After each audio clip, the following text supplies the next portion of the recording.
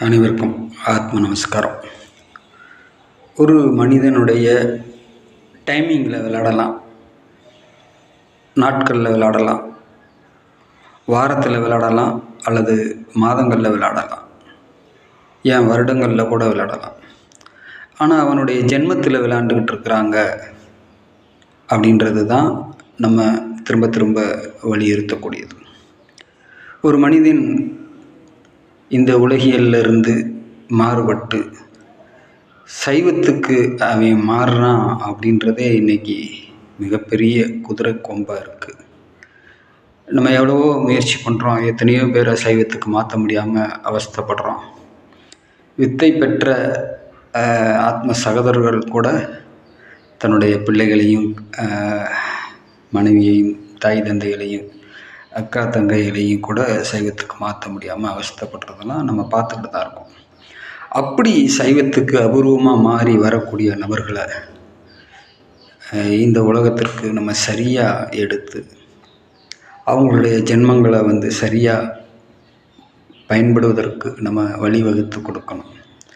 அப்படிப்பட்ட வேலையில் தான் நம்ம ஆத்மபிதா பெரிய அளவில் இறங்கியிருக்கிறாங்க. ஏன்னா நபர்களாக அடையாளப்படுத்தலை, தத்துவமாக அடையாளப்படுத்தலை. அப்படி தத்துவமாக அடையாளப்படுத்தினா, நபர்களாக அடையாளப்படுத்தினா இந்த உலகம் என்ன செய்யும் அப்படின்றது நமக்கு வரலாற்றில் நிறையா பதிவுகள் இருக்குது. அதனால தான் சாமி எவரும் கை வைக்க முடியாத ஒரு அற்புதமான சூட்சமத்தை விதைகளாக கொண்டு போய் உயிர்களில் விதைச்சி அது எல்லா மட்டத்திலையும்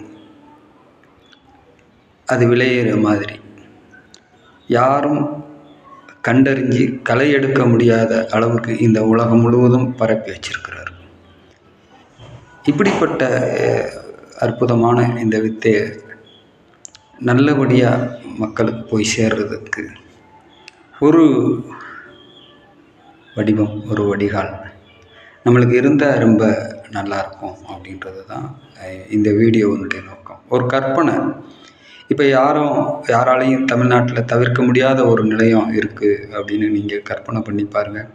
அது பழனி ஆசிரமம் தான். அது ஒரு தவிர்க்க முடியாத நிலையம். அது சாமி அந்த இடத்துல ஜீவ ஐக்கியம் அடைஞ்சதுனால ஒரு தவிர்க்க முடியாத நிலையமாக இருக்குது.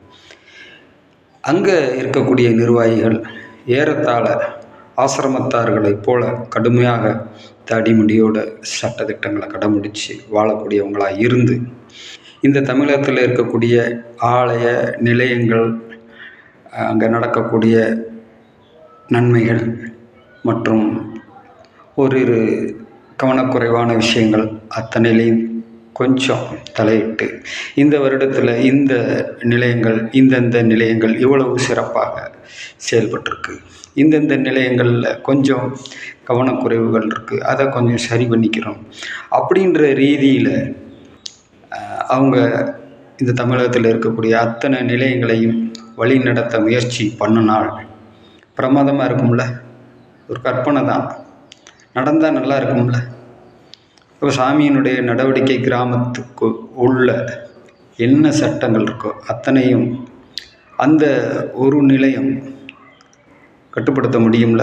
ஏன்னா அந்த நிலையம் சொல்கிறத கேட்கலைன்னா நாம் அந்த இடத்துக்கு போக முடியாது, வர முடியாது அப்படின்ற ஒரு சிறிய அந்த உணர்வாவது உண்டாகி அவங்க சொல்கிறத கேட்போம் அப்படின்ற ஒரு கட்டுக்கோப்புக்குள்ளே வர்றதுக்கான வாய்ப்பு இருக்கா? ஆத்ம நமஸ்காரம். பெரியவங்க இந்த மாதிரியெல்லாம் சிந்தனை பண்ணி எதிர்காலத்தில் செயல்படுறதற்கு ஒரு முயற்சிகளை மேற்கொண்டால் நல்லாயிருக்கும். ஆத்ம நமஸ்காரம்.